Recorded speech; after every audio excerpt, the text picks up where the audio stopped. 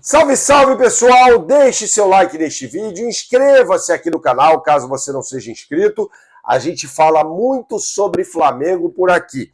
E saiu uma notícia nesta sexta-feira à noite, publicada pelo companheiro Lauro Jardim, de que o Flamengo atingiria um faturamento já no próximo balancete a ser divulgado em outubro, né, ou seja, no final deste mês, de que o Flamengo já apresentaria um faturamento de 1,8 bilhão de reais, ou seja, 1 bilhão e 800 milhões de reais de faturamento já em outubro. Eu fui checar a informação com uma pessoa muito importante do Flamengo, tá? Como sempre, a gente faz a checagem e traz a informação para você, mas essa é a meta orçamentária do ano, tá?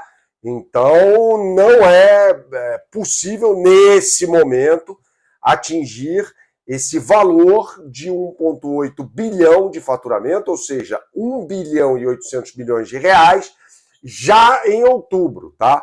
Essa é uma questão que está programada para ser divulgada em relação ao ano, a todo o ano de 2025, o que não deixa de ser um faturamento, claro, expressivo, ainda mais porque o último balanço divulgado em relação ao ano apontou para um faturamento de 1 bilhão 370 milhões de reais, ou seja, tem um aumento aí significativo no faturamento do clube, que pode, evidentemente, subir com os títulos que o Flamengo pode conquistar na Libertadores e no Campeonato Brasileiro.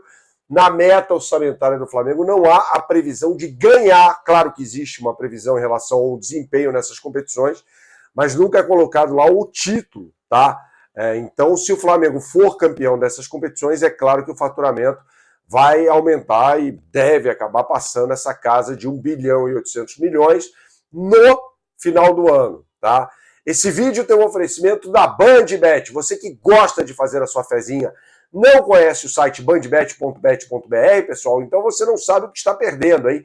Aponte sua câmera para o QR Code que aparece agora na tela e tenha acesso as melhores oportunidades do mercado, inclusive em relação ao jogaço deste domingo, às 4 horas da tarde, entre Flamengo e Palmeiras no Maracanã. Para mim, não é uma decisão antecipada do Campeonato Brasileiro, mas é um jogo que tem sua relevância, afinal de contas, opõe o líder ao vice-líder, no caso o Palmeiras, ao Flamengo, e o Flamengo já ganhou, inclusive da equipe alviverde, jogando no Allianz Parque, por 2-0 no primeiro turno. Então vai ser um grande jogo de bola, evidente que os dois técnicos vão buscar a vitória, é claro que o empate pode ser um resultado melhor para o Palmeiras e o Flamengo vai partir para cima, como costuma fazer, claro, historicamente, em todos os seus jogos no Maracanã. BandBet, um lance, infinitas possibilidades, jogue com responsabilidade, é só para maiores de 18 anos. Então, retomando o assunto principal deste vídeo,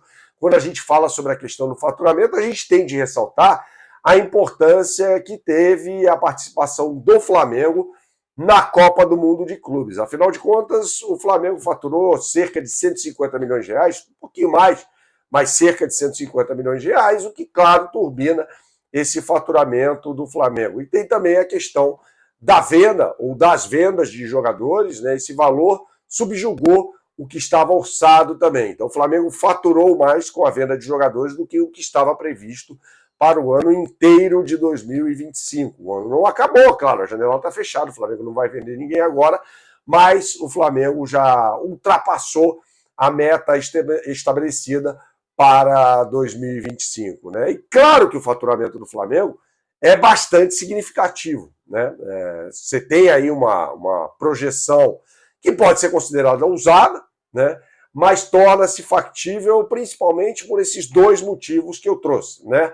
A participação no Mundial de Clubes e a consequente classificação até as oitavas de final da competição, quando no dia 29 de junho o time acabou sendo eliminado pelo Bayern de Munique em Miami, e também o fato de ter faturado mais com a negociação de jogadores diante daquilo que estava previsto para o ano de 2025. Então, esses dois fatores são determinantes, né? Além, claro, do sucesso esportivo do time do Flamengo, né? O Flamengo brigando em duas frentes. Na Copa do Brasil acabou sendo desclassificado nos pênaltis pelo Atlético Mineiro, embora tenha jogado melhor do que o Atlético Mineiro no jogo da Arena MRV. E aí vale, claro, colocar em perspectiva o que teria acontecido se o Flamengo soubesse antes que a CBF tinha postergado, ou seja, adiado as disputas de semi e final de Copa do Brasil, como o Flamengo encararia a competição, né? A CBF se viu numa situação cômoda para ela, para mexer no calendário num sábado, no final da tarde, ou seja, quase na calada da noite, em que houve essa mudança que o Flamengo repudiou com veemência, até por meio de nota oficial. Trouxemos essa informação, inclusive, com exclusividade aqui no canal. À época, num domingo, a nota só foi publicada depois da goleada sobre o Vitória, numa segunda-feira.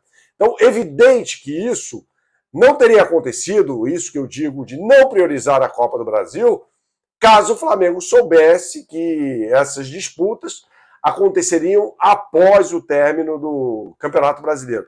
Mas também, se o Flamengo estivesse vivo nas três frentes, eu não acredito que a CBF teria feito isso, né? Ela faz essa manobra, é uma manobra, evidentemente, porque o calendário está enxuto, né? O calendário é péssimo em 2025, que inclusive contempla partidas de Campeonato Brasileiro em meio à disputa de data FIFA.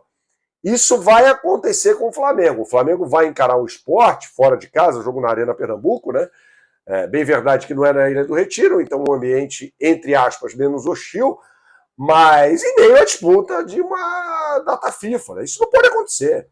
Isso não pode acontecer. Isso não pode acontecer, tampouco os jogos devem ser disputados no dia seguinte à data FIFA, né? Porque os times são prejudicados. Isso eu falo qualquer time do futebol brasileiro, não só o Flamengo. Palmeiras, por exemplo, é um time que tem vários jogadores, foram 5 convocados nessa data FIFA, e teve um jogo contra o Red Bull Bragantino, um deles não pôde jogar, não pôde ser relacionado ao Gustavo Gomes, e 4 deles começaram no banco de reservas. E o Flamengo vai passar por isso na próxima data FIFA, né? O Brasil vai jogar na Europa, né?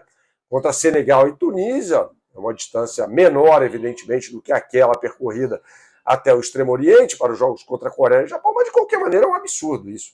É uma coisa que só acontece no Brasil, né? Na Europa, por exemplo, você tem o término da data FIFA numa terça-feira ou numa segunda, um dia antes, e os times só vão jogar no final de semana. Então, neste final de semana aqui, você tem jogos da Premier League, de La Liga, do Campeonato Italiano, da Bundesliga, do Português, enfim, de todas as competições europeias, no final de semana subsequente. Ou seja, não tem o menor risco de acontecer o que acontece aqui no Brasil, né? O camarada disputa um jogo na terça-feira em qualquer canto do mundo e no dia seguinte a equipe dele, que paga o salário dele, entra em campo por um jogo do Campeonato Brasileiro, né? Então você tem aí uma condição muito adversa e o Flamengo, infelizmente, vai passar por isso no jogo contra o Sport em meio à disputa da próxima data FIFA. Saudações, até a próxima e tchau, tchau.